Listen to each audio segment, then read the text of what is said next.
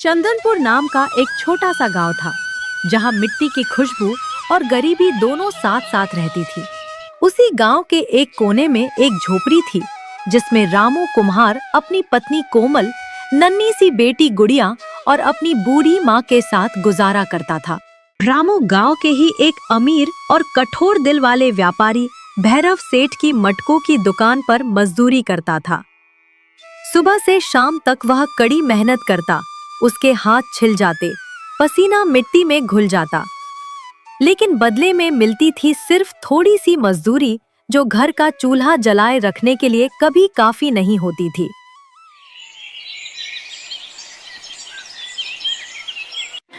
सुनिए जी, कल सेठ भैरव ने फिर वही पुरानी मजदूरी दी। दिन भर धूप में काम करते हैं और मिलता क्या? माँ की दवा खत्म हो गई है, राधा के कपड़े भी फट गए हैं। मैं समझ नहीं पा रही क्या करें। मैं क्या करूं कोमल, भैरव सेठ बस इतना ही देता है। रोज सुबह से शाम तक मिट्टी में घुस जाता हूं, पर मेहनत का मोल अब दुनिया में कहाँ मिलता है। गरीब के पसीने की कीमत तो सेठ लोग अपने हिसाब से लिखते हैं। फिर आप उनके लिए काम क्यों करते हैं जी? आपके हाथ के मटके तो पूरे चंदनपुर में मशहूर हैं। क्या पता अगर आप खुद बेचना शुरू करें तो आपकी कमाई दुगनी हो जाए। सेठ के लिए क्यों अपना पसीना और कला दोनों बर्बाद कर रहे हो? अरे कोमल, दुकान खोलने के लिए पैसा चाहिए, जगह चाहिए, और हमारे पास क्या है? ये छोटी सी झोपड़ी। आप चिंता मत कीजिए, स्टार्टिंग में प्रॉब्लम होगी पर सब ठीक हो जाएगा। हम थोड़ा थोड़ा करके सब कर लेंगे। भगवान पर भरोसा रखिए। बेटा, सही कह रही है तेरी पत्नी। सेठ के लिए काम करके कब तक पेट पालोगे? अपना कुछ कर। मिट्टी तेरे हाथ में है तो किस्मत भी तू ही बना सकता है। ठीक है कोमल, कल सेठ से कह दूंगा, अब और मजदूरी नहीं। अगले दिन रामू भैरव सेठ के पास जाता है। उस दिन रामू ने फैसला कर लिया था कि अब वो सेठ के लिए नहीं, खुद के लिए काम करेगा। मालिक नमस्ते, मुझे आपसे एक बात कहनी थी। हाँ बोलो रामू, क्या बात है? मालिक, आप मेरा हिसाब कर दीजिए, मैं अब यहाँ काम नहीं करूंगा। क्या बोला तूने? इतना देता हूँ फिर भी तू काम नहीं करेगा? मालिक, गलत मत समझना, मैंने कभी शिकायत नहीं की, पर घर का खर्चा नहीं चल रहा, सोचा खुद कुछ कोशिश कर लूं। कोशिश? चल ठीक है, जा, मैं भी देखता हूं तू क्या कर लेगा। रे चमचे, इसका हिसाब कर। जी मालिक, पिछली बार इसने अपनी माँ की दवा के लिए जो बड़ी रकम एडवांस ली थी और मिट्टी के जो बचे हुए दाम थे, सब जोड़ घटाकर देखा जाए तो रामू के हिस्से में कुछ नहीं बचता मालिक। इसका हिसाब तो पूरा पूरा जीरो हो गया। सुन लिया रामू, तेरे सब पैसे कट गए, तू पहले ही ले चुका है, अब कुछ नहीं मिलेगा। मालिक, वो तो आपने खुद कहा था तब के लिए, मैंने कब कहा सब पैसे ले लो?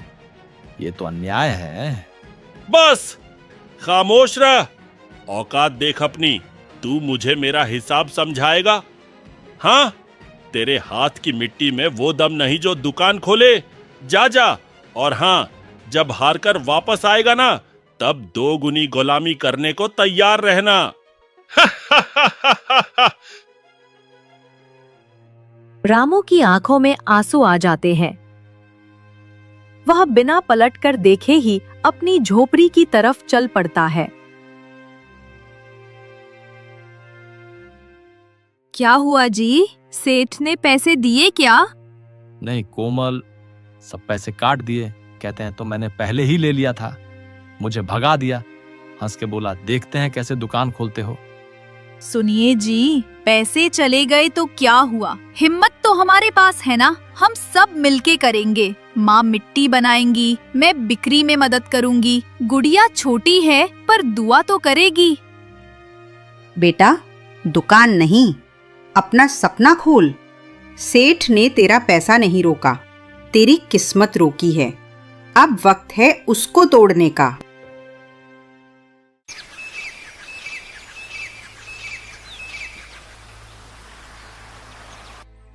अगले दिन से रामू मिट्टी के मटके बनाना शुरू करता है और उन्हें बाजार में ले जाकर बेचने बैठता है।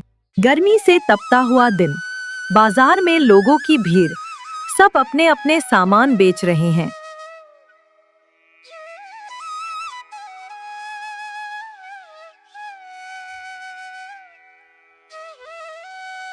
बीच में रामू एक पेड़ के नीचे मटके, घड़े और दिए सजाता है।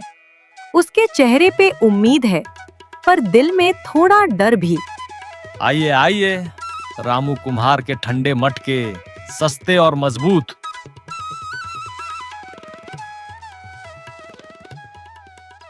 रामू की आवाज सुनकर कुछ गांव वाले रामू के पास आते हैं। अरे भाई, ये मटका तो हल्का लग रहा है, लगता है मिट्टी कच्ची थी। हाँ रे, और रंग भी ढीला है, लगता है मिट्टी भी सही नहीं पकाई गई। भैरव के मटके देखे हैं, एकदम चमकदार। बहन जी, मिट्टी चाहे सिंपल हो, पर मेरे मटके दिल से बनाए गए हैं। पानी रखिए इसमें, देखिएगा ठंडक और स्वाद दोनों मिलेंगे। दिल से बने मटके। अरे भाई, पानी नहीं, दिल रखेंगे क्या इसमें? भैरव के मटके तो राजा महाराजा तक ले जाते हैं, और तू रामू, तू तो नया नया आया है बाजार में, कौन खरीदेगा तेरे मटके? बाबूजी, हर बड़ा आदमी कभी छोटा ही था, बस एक मौका दीजिए, अगर पसंद ना आए तो पैसा वापस। अरे नहीं भाई, हम रिस्क नहीं लेते, कल अगर मटका फट गया तो तू मिलने भी नहीं आएगा। अच्छा भाई, बता तो सही, कितने का दे रहा है ये दिल से बना मटका? सिर्फ 10 रुपए का है बाबूजी। क्या बोला? 10 रुपए? अरे भाई, भैरव के मटके तो 7 में मिलते हैं, और वो तो राजा जैसे चमकते हैं। हाँ हाँ, ये तो नया कुम्हार है, और दाम देखो, भैरव सेठ से भी ज्यादा। अरे हम पैसे दे रहे हैं, दया नहीं मांग रहे। लगता है इसने मटका के साथ अपने सपने भी बेचने का सोच लिया है। 10 रुपए? अरे भाई, हमारे गांव में इतने में 2 कुल्फी आ जाती हैं। बाबूजी, मेहनत के दाम रखे हैं, मिट्टी भी मेहनत से उठाई, दिन रात जलाया, तब ये मटका बना है। अरे छोड़ो भाई, इमोशनल मत हो, मटका लेने आए हैं, कहानी सुनने नहीं। आजा रे, चल भैरव के दुकान चलते हैं, वहीं असली माल मिलता है। ये रामू तो सपनों के दाम लगाता है। सब लोग हंसकर चले जाते हैं। रामू चुप हो जाता है, उसके चेहरे पे पसीना और उदासी दोनों है। दूर से भैरव सेठ आता है और उसके पीछे उसके 2 चमचे। सेठ के चेहरे पर वही घमंड भरी मुस्कान है। अरे अरे, ये तो हमारा रामू कुम्हार है। क्या हाल है रे रामू? मुझे लगा था तू अपना यह मिट्टी का नौटंकी बंद करके वापस मेरे पास आ जाएगा, पर तू तो लगता है अपनी जिद पर अड़ गया है। सेठ जी, जिद नहीं, विश्वास है। मैं अपनी मेहनत से जीना चाहता हूँ। आपके द्वार पे गुलामी करके पेट तो भर जाता था, लेकिन मन भूखा रहता था। सुन रे मन भूखा, मन से कोई जीता है क्या? पेट भरता है पैसों से, और पैसा मिलता है धंधे से, जो तुझमें कभी था ही नहीं। देखो सेठ जी, ये देखो। क्या मिट्टी का काम किया है, ऊपर से पूरा खुरदुरा, नीचे से टेढ़ा मेढ़ा। लगता है बर्तन नहीं, टूटी हुई तोड़ी बना रहा था। और देखो इसके रंग को, बिल्कुल फीका, जैसे मैदा में मिट्टी घुमा दी हो। हाँ सेठ जी, मेरा बर्तन चमकदार नहीं है, पर इसमें मिट्टी की सच्चाई है। मैं चमक के पीछे नहीं, मजबूती के पीछे भागता हूँ। वाह वाह, बड़े बड़े बोल, पर सच ये है रामू, तेरे हाथ की मिट्टी में दम नहीं है। तेरे बर्तन बिकते नहीं, क्योंकि तेरा नसीब ही कच्चा है, समझा? यह गांव सिर्फ भैरव सेठ के माल पर जीता है। शहर की मिट्टी, चमकदार मिट्टी, महंगी मिट्टी, तेरे जैसे को यहाँ कोई नहीं पूछता। सेठ जी, मिट्टी बेकार नहीं होती, बस उसको समझने वाला हाथ चाहिए। आप शहरों की मिट्टी में सोना ढूंढते हैं, और मैं अपने गांव की धरती में जीवन। फर्क वही है। बहुत बोलने लगा है रामू, लगता है 2 दिन का धूप में बैठना तुझे फिलोसोफर बना गया। ठीक है, बोल दिया तूने, पर याद रखना, जब हार के मेरे पास वापस आओगे ना तो तनख्वाह भी आधी मिलेगी। चल रे चमचों, चलते हैं, मिट्टी के राजा से मिल लिया। भैरव सेठ और उसके चमचे हंसकर निकल जाते हैं। रामू का चेहरा शांत है, पर आंखों में जज्बात उभर रहे हैं। सुबह से दोपहर हो चुकी है। सूरज अब अपने शिखर पर तप रहा है और गर्मी चरम सीमा पर है। रामू की उम्मीदें टूट रही हैं। उसका एक भी घड़ा अभी तक नहीं बिका है। हर ग्राहक उसके पास आता है, मिट्टी के बर्तनों को एक नजर देखता है और बिना दाम पूछे ही आगे बढ़ जाता है। ग्राहकों की यह बेरुखी रामू को अंदर तक थका चुकी है। निराश होकर रामू पास के एक घने पेड़ की छांव में जाकर बैठ जाता है। हे भगवान, मैंने कभी किसी का बुरा नहीं चाहा, फिर क्यों मेरी मेहनत का मोल कोई नहीं समझता। पर ठीक है, जब तक सांस है मेहनत करता रहूंगा। उसकी पत्नी कोमल ने सुबह उसके लिए एक प्याज और 2 सूखी रोटियां पोटली में रख दी थी। तभी एक अति सुंदर दूधिया सफेद गाय उसके पास आती है। उसकी आंखें बहुत शांत और गहरी हैं। रामू जैसे ही रोटी तोड़ने लगता है, वह धीरे से बिना कोई हलचल किए रामू के पास आकर खड़ी हो जाती है। अरे तू कहां से आई सुंदरी? भोजन ढूंढ रही है? ले ले। क्या हुआ अगर मुझे धंधे में बेरंगी है, पर अतिथि का मान तो रखना ही चाहिए। खा, मेरी अच्छी दोस्त, गुड़िया होती तो तुझे गले लगा लेती। वह सुंदर गाय बड़े ही प्रेम और सभ्यता से रामू के हाथों से रोटी खाती है। रामू उसे स्नेह से अपने हाथों से सहलाता है, जिससे गाय और शांत हो जाती है। जैसे ही रोटी खत्म होती है, गाय एक पल रुकती है, फिर धीरे से मुड़ती है और जंगल के घने पेड़ों के बीचों बीच उनकी गहराइयों में ओझल हो जाती है। रामू अपनी थकान को झाड़ा और वापस अपने काम पर लग गया। वो फिर अपने मटके साफ करने लगता है। थोड़ी देर बाद उसके कान में कुछ हंगामा की आवाज आती है। रामू तुरंत पलटकर उस दिशा में देखता है जहां से हंगामे की आवाज आ रही थी। आवाज सीधे भैरव सेठ की दुकान से आ रही थी, जो बाजार में अपनी धौस के लिए जानी जाती थी। भैरव सेठ के चमचे मिलकर एक बूढ़े आदमी को पीट रहे थे। रामू अपनी जगह से भागता है। उसकी आंखों में बूढ़े आदमी के प्रति दया और चमचों के प्रति तीव्र क्रोध है।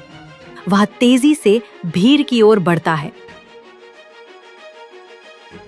अरे रुक जाओ, क्या कर रहे हो तुम लोग? बुढ़े पर हाथ उठाते शर्म नहीं आती? अरे ये बूढ़ा सेठ जी के मटके तोड़ दिया, इसलिए मार रहे हैं। मटके तोड़ दिए तो जान लोगे क्या? क्या हुआ सेठ जी, क्या मसला है? रामू, तुम बीच में मत पड़ो। इसने मेरे 5 मटके तोड़ दिए। एक एक मटका 20 रुपए का था। नुकसान कौन भरेगा? सेठ जी, मैंने तोड़े नहीं, गिर गए गलती से। सुबह से कुछ खाया नहीं था, हाथ हिल गया। मुझे बीवी के लिए दवाई लेनी थी, 2 दिन से बीमार है। मैंने आपसे एडवांस मांगा तो आपने डांट दिया। बीमारी सब झूठ है। काम करो या निकल जाओ यहाँ से। सेठ जी, गलती सबसे होती है। आप इतने बड़े आदमी हो, कुछ दया भी तो रखिए। एक बूढ़े आदमी को मारना इंसानियत नहीं, जालिमियत है। अरे रामू, तू अपना काम संभाल, ये हीरो मत बन। ले जाओ इसे यहाँ से, वरना तुझे भी निकाल दूंगा बाजार से। सेठ जी, बाजार आपका हो सकता है, पर इंसानियत हर किसी का अधिकार है। बाबा चलिए, मैं देख लूंगा। आपको दवाई के पैसे चाहिए ना? बेटा, भगवान तुझे खुश रखे। तेरे जैसा आदमी आज के जमाने में मिलना मुश्किल है। आप घर जाइए बाबा, बीवी को दवाई खिलाइए। काम की चिंता मत कीजिए। जब मेरी अपनी दुकान खुल जाएगी ना, मैं आपको जरूर नौकरी दूंगा। पहले अपनी दुकान तो खोल लो रामू, फिर दुनिया को नौकरियां देना। जरूर खोलूंगा सेठ जी, क्योंकि दिल से चला धंधा कभी बंद नहीं होता।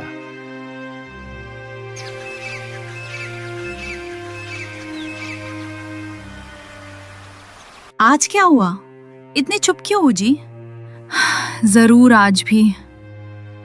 क्या बताऊं कोमल, आज भी वही हाल। दिन भर धूप में बैठा रहा, कोई दाम पूछकर चला गया तो कोई हल्के से छिड़कर चला गया। एक मटका नहीं बिका। जब से भैरव का काम छोड़ा है लगता है धंधा ही रूठ गया है मुझसे। देखिए, आप हिम्मत मत हारिए। भैरव का घमंड उसका साथ दे रहा है, लेकिन आपकी मेहनत वो आपका साथ देगी। आपका काम सच्चा है, बस थोड़ी सी देर है। कितनी देर कोमल? एक एक दिन कितना मुश्किल हो रहा है। तुम्हारे लिए अच्छी साड़ी नहीं खरीद पाता, गुड़िया का पेट भी ठीक से नहीं भर पाता, और अब तो माँ की दवाई भी खत्म हो गई है। हाँ, कल सुबह तो जरूर देनी पड़ेगी। और उधर गुड़िया, वो तो आज भी भूखी सोई है। उसके लिए एक नया जोड़ा भी नहीं ले सकते। बस यही सोचता हूँ कि काश कुछ ऐसा हो जाए कि हमारी किस्मत पलट जाए, जिसे मैं माँ की दवाई ला सकूं और गुड़िया को खुश रख सकूं। चिंता मत करो स्वामी, वो ऊपर वाला सब देखता है। जब इंसान की कोशिश अच्छी होती है ना, तो भगवान कोई ना कोई रास्ता जरूर दिखाता है। आप कल फिर जाइए, कोशिश मत छोड़ना। हाँ, तुम सही कहती हो, कल फिर जाऊंगा।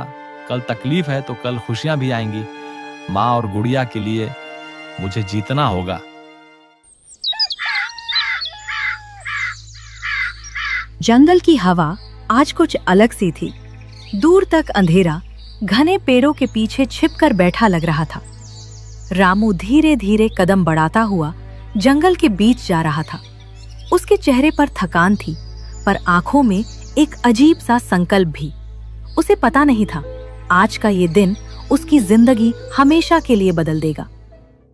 धुंधली सी रोशनी में रामू को एक गाय दिखाई देती है, वही गाय जो हर दिन उसके घर तक आती थी। अरे, ये तो वही गाय है। रोज मेरे पास आती है, रोटी खाती है, फिर चुपचाप जंगल में खो जाती है। आज मैं इसका राज जरूर जानकर रहूंगा। देखता हूं ये आती कहां से है। गाय आगे बढ़ती है। रामू चुपके से उसके पीछे चल पड़ता है, लेकिन कुछ ही कदम बाद गाय अचानक पेड़ों के बीच गायब हो जाती है।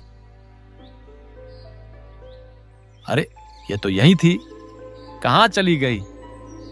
तभी एक दर्द भरी करा उसके कानों तक पहुंचती है। एक दुबली पतली बूढ़ी माँ लकड़ी का भारी गट्ठा उठाने की कोशिश कर रही होती है। उनके हाथ कांपते हैं, कमर दर्द से झुक जाती है।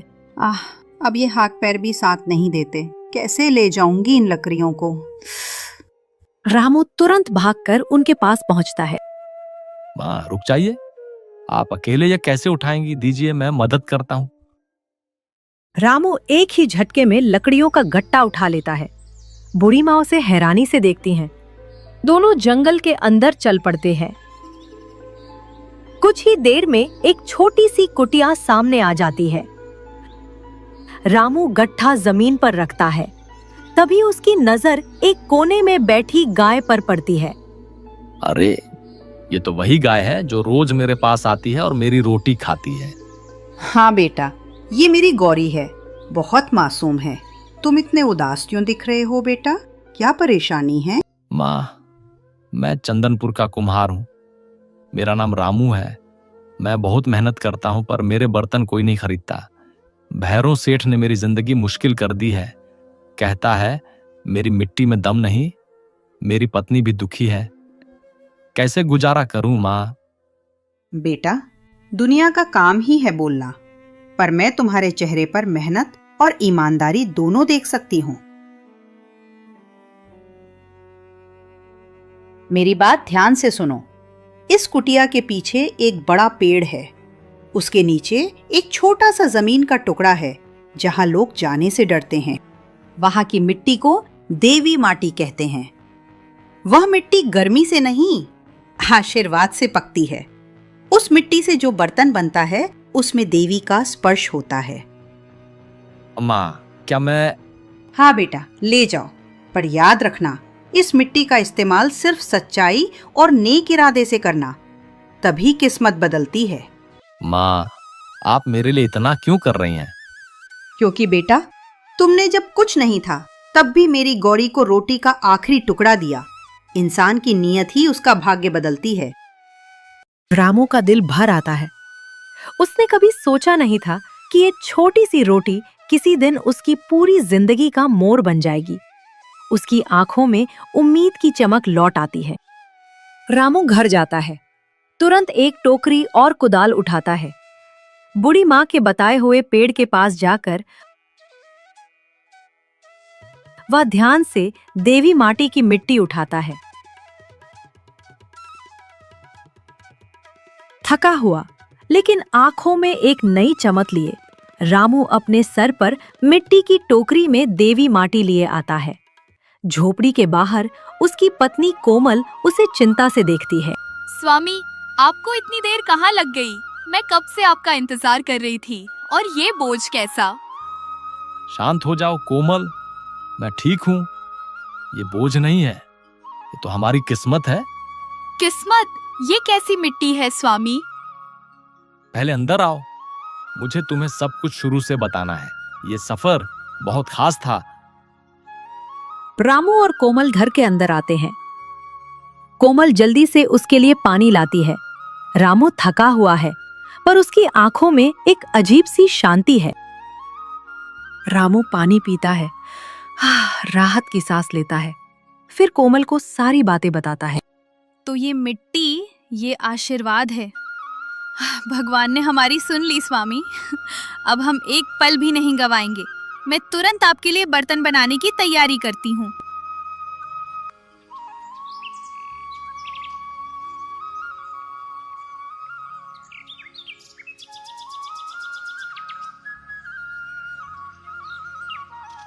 आइए आइए, नए, मजबूत और सुंदर मटके और बर्तन। इसकी गर्मी और ठंडक देखिए। इतनी बढ़िया मिट्टी के बर्तन आपको कहीं और नहीं मिलेंगे। एक बार इस्तेमाल करके देखिए, बरसों चलेंगे। इन खूबसूरत बर्तनों से अपने घर को सजाइए। अरे रामू, ये क्या चमत्कार है? ये बर्तन तो भैरव के बर्तनों से भी ज्यादा अच्छे हैं। कितने हल्के और मजबूत हैं। हाँ, रंग भी कितना गहरा है। कितने में दोगे रामू? बस वही दाम जो आम मिट्टी के दाम है, 5 रुपए। अरे भाई, ये तो बहुत ठंडा है, बिल्कुल सेठ के मटके जैसे। कितने का दिया? बस 5 रुपए बहन। 5 रुपए? भैरव सेठ तो 20 रुपए मांगता है। चलो मुझे 2 दे दो भाई। पल भर में गांव वालों की भीड़ रामू की दुकान पर लग जाती है। रामू के बर्तनों की चमक और हल्कापन सबको बहुत पसंद आता है। रामू के चेहरे पर पहली बार मुस्कुराहट आती है। वो खुशी से मटका पैक करता है।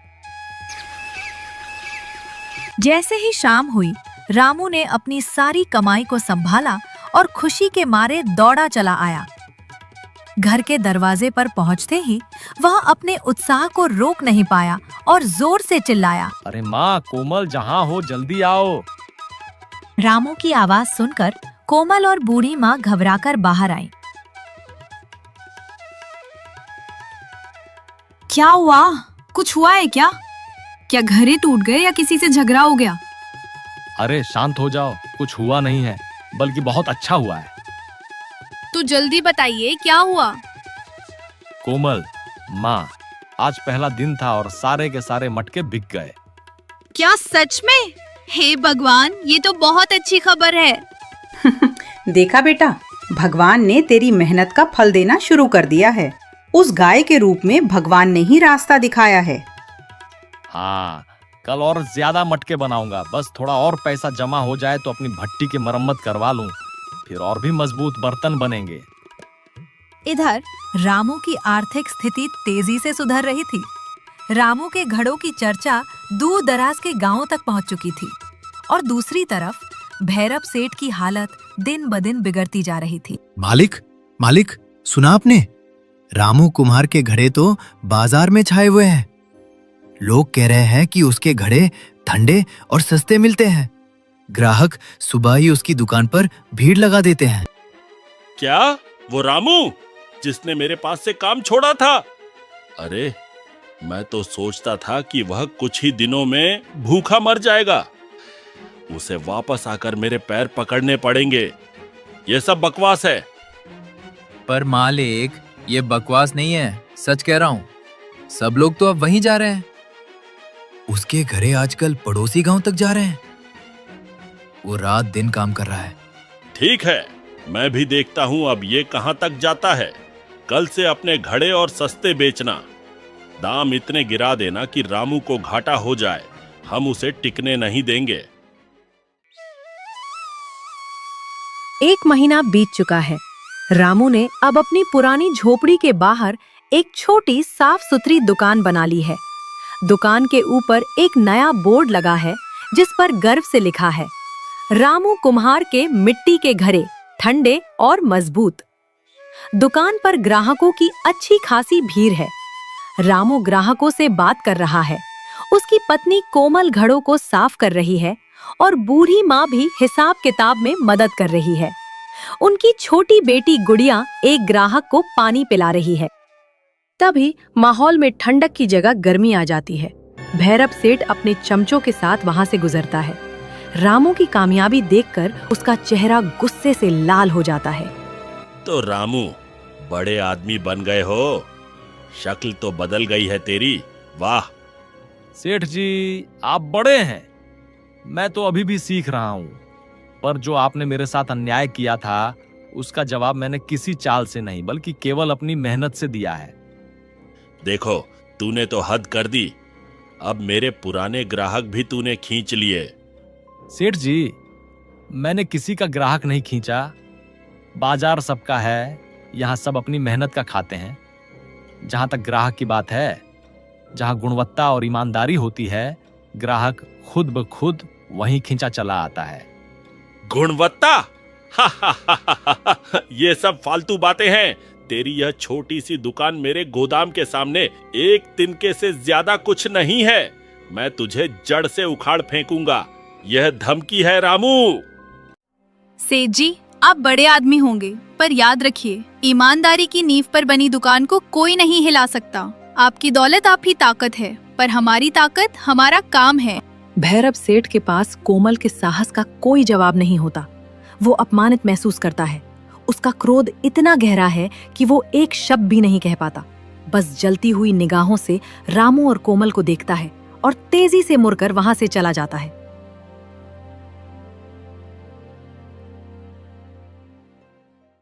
भैरव के जाते ही गांव वाले रामू की प्रशंसा करते हैं। रामू और कोमल एक दूसरे को देखकर विजय की एक शांत मुस्कान के साथ हंस पड़ते हैं।